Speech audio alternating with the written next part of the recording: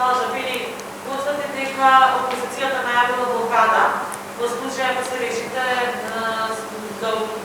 односно предложите со 60 издатели да се избират советите на МНТВ и на Агенцијата за медиуми. Предложението ми дека на тој начин ќе се продуквате своји кандидати, имајќи предвид дека со 61 тоа ќе биде избор само на мнозинството. Како мислите овој закон да биде, како би закони да бидат донесени? Дали ќе повторно ќе играте со европското знамеце?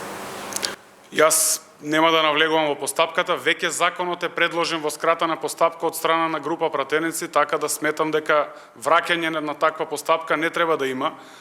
Најавите за бојкотирање и блокади од страна на ВМРО-ДПМН воопшто не ме зачудуваат, затоа што сведоци сме сите, особено граѓаните, нема единствено ниту еден закон кој што не е блокиран од страна на пратениците на ВМРО-ДПМН.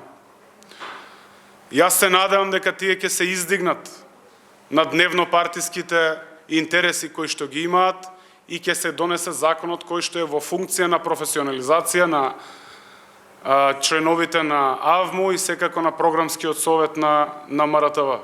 Навистина имаме и бројни докази за тоа во однос на постапките, дека во ниту еден случај како собрание, како пратеници, не ги изневеривме очекувањата на граѓаните, особено во однос на Дирекцијата за спречување на корупцијата. Секако имавме можност да го видиме изборот и како транспарентно се одвиваше целиот процес при формирањето на Комисијата за спречување и заштита од дискриминација, така да не гледам никаква причина за блокада или бојкот од страна на пратениците, но ако ВМРО-ДПМН одлучиле дополнително да обструираат и да кочат, тоа останува на нив. И до сега тоа го правеа. Во минатиот состав ја имаа честа од пленумот да опозицијата ја води Комисијата за избори и именувања и видовме дека цели 3 години беше кочан огласот во однос на АВМУ и во однос на програмскиот совет на МРТВ.